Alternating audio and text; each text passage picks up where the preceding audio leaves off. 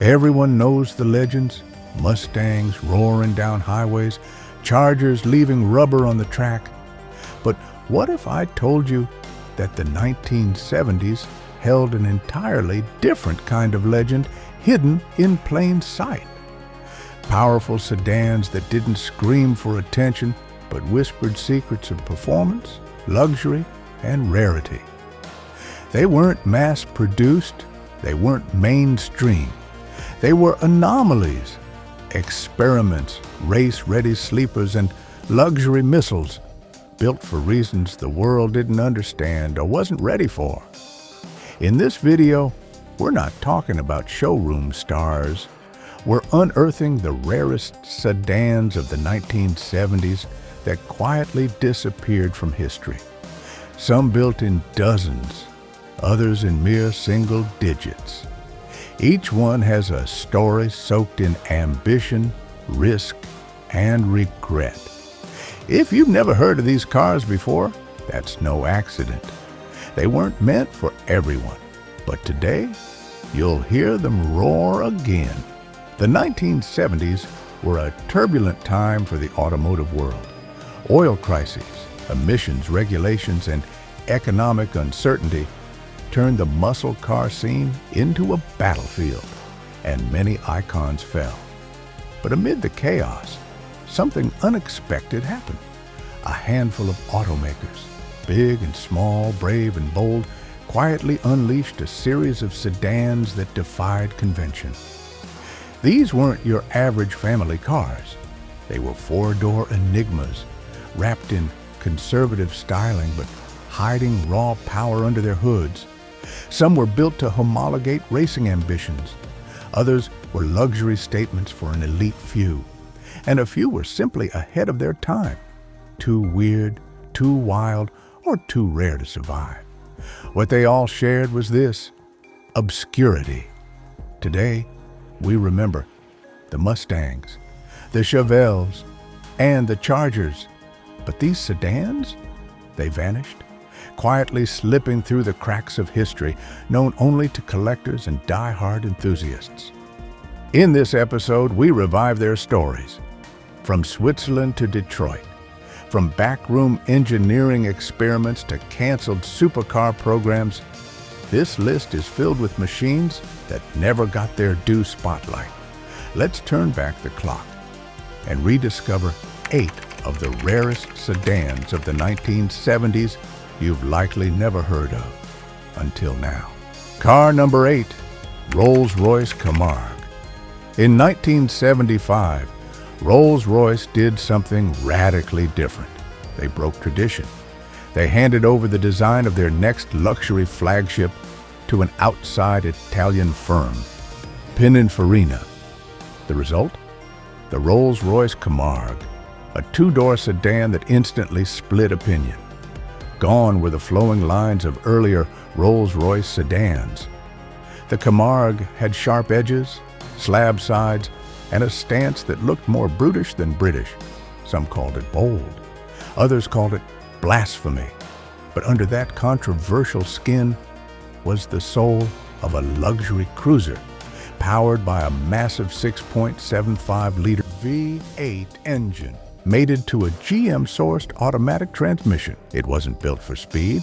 It was built for effortless torque and smooth, gliding drives. It was also shockingly rare. Despite a production run that spanned over a decade, from 1975 to 1986, only 531 units were ever produced. That makes it one of the rarest Rolls-Royce post-war models ever built. The Kamar didn't care about fitting in. It challenged the definition of a luxury sedan, and for that, it was quietly pushed aside. But today, collectors see it for what it was: a misunderstood experiment, unapologetically unique and impossible to ignore. Number 7, 1975. Fiat 131, Abarth Rally Straddale. At first glance, the Fiat 131 looked like any other budget-friendly sedan from the 1970s. Boxy, basic, and built for everyday life. But behind that humble shell hid a secret. Fiat had dreams of winning in the World Rally Championship. And to make those dreams legal, they had to build a street version of their race car. Enter the 131 Abarth Rally Straddale. This wasn't just a trim package, it was a full transformation. Developed with help from Abarth and Bertone, the Straddale version was packed with purpose. Under its aluminum hood sat a 2.0-liter twin-cam inline-4 with twin Weber carburetors pumping out 140 horsepower, a solid punch for a car weighing under a ton. It came with a 5-speed manual independent rear suspension, flared fenders, and lightweight fiberglass body panels. This wasn't built for comfort. It was born for speed, agility, and homologation. Fiat only made around 400 units to meet the racing rule book. That makes the 131 Abarth Rally Straddale incredibly rare today, and one of the fiercest rally-bred sedans ever allowed on public roads. From school runs to stage rallies, it lived 2 lives, one quiet, one wild, and that's what makes it unforgettable. Car number 6, 1970. Detomaso Dove. Alejandro Detomaso was never known for playing it safe. When the maverick Argentine-born industrialist turned his eyes toward building a luxury sedan, the result was exactly what you'd expect: wild, stylish, and unlike anything else on the road. The Detomaso Dove, launched in 1970, was his attempt to challenge the likes of Jaguar, Mercedes, and Maserati, with some muscle thrown in. Styled by Tom Ciarda at XAGTH, the Deauville had all the sharp lines and executive presence of a European luxury car. But under the hood, pure American brawn. A 5.8-liter Ford Cleveland V8, borrowed straight from the muscle car playbook, gave it nearly 300 horsepower and a deep, unrefined growl that was more drag strip than drawing room. Its chassis featured independent suspension, rear disc brakes, and a plush interior aimed at the elite. Yet, despite its bold vision, the Deauville never gained mass appeal. Why? Timing. The oil crisis, high costs, and Detomaso's erratic reputation meant few were willing to take the risk. Production lasted until 1985, but only 244 units were ever made. Today, it's a collector's dream, a misunderstood mix of speed and sophistication, a muscle car in a tailored Italian suit. Car number 5, 1973, Ford Falcon X XAGTH RPO 83. By the early 70s, Australia's horsepower war was in full swing. Ford, Holden, and Chrysler were building fire-breathing machines for both the road and racetrack. But when media panic about 160 miles per hour supercars being sold to teenagers hit the headlines, the government cracked down, and the dream was almost over. Ford's official Phase 4 Falcon project was killed before it could launch. But engineers weren't about to let all that race-grade hardware go to waste.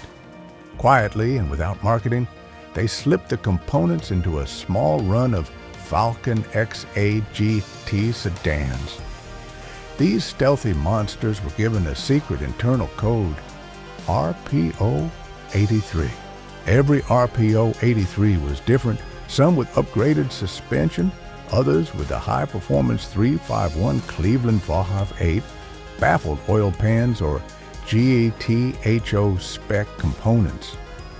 They looked tame on the outside, but under the hood, they were ticking time bombs of power. Only about 250 units were ever made, with around 130 in sedan form. No badges, no hype, just raw, undercover speed. Today, they're a holy grail for Ford fans, evidence of a golden era cut short by politics. The RPO83 wasn't supposed to exist, and that's exactly why it matters. Car number 4, 1971 Monte Verity 375/4. Sedan Switzerland isn't the first country you think of when it comes to muscle or luxury cars. But in the 1970s, one man, Peter Monte Verity, set out to change that. A former racing driver and car dealer, Monte Verity wanted to prove that the Swiss could build high-speed Grand Tourers to rival anything from Italy, Germany, or Britain. And so he created the Monte Verity 375/4, a full-size four-door luxury sedan that blended understated elegance with shocking performance. Designed by Frua, the car's clean lines and subtle chrome accents screamed sophistication. But under its long hood sat something no one expected: a massive 7.2-liter Chrysler 5.8, pushing out over 375 horsepower. That gave the 375/4 a top speed of nearly 150 miles per hour. Outrageous for a sedan of its size in the early 70s. The car featured hand-built construction, independent suspension, and a cabin lined with rich wood and leather. But exclusivity came at a cost. Only about 30 units of the 375/4 were ever produced. Each one was custom-made, tailored to its owner, and priced far above mainstream luxury offerings. Today, it's one of the rarest, most enigmatic sedans ever built. A Swiss suit with an American heart, and a legacy few collectors even know exists. Car number 3, 1974 Maserati Quattroport 2. The first generation Maserati Quattroport was a revelation. Sleek, fast, and powered by roaring V8. But by the time the second generation was ready in 1974, Maserati was no longer fully in charge. The company was under Citroën ownership. And the result was one of the most unusual sedans Maserati ever built, the Quattroport 2. Designed by Marcello Gandini of Bertone, the Quattroport 2 was all sharp angles, wedge-shaped profiles, and unmistakable 1970s futurism. It looked radical and forward-thinking, nothing like the smooth, flowing lines of its predecessor. But underneath, a strange marriage of luxury and compromise. Instead of a V8, it had a 3.0-liter V6 from the Maserati Merak, producing around 210 horsepower. And instead of rear-wheel drive, it was front-wheel drive, using Citroën's SM platform. Performance suffered. Reliability was a question mark. And worse, it never truly felt like a Maserati. Due to the oil crisis, financial turmoil, and lackluster reception, the Quattroport 2 never entered full production. Only 13 units were ever built. It was the boldest Quattroport, and the least remembered, a car caught between two identities, French engineering and Italian legacy, never fully embraced by either.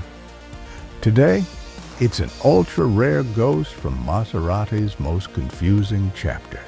Car number 2, 1974 Aston Martin Laganda. Series 1.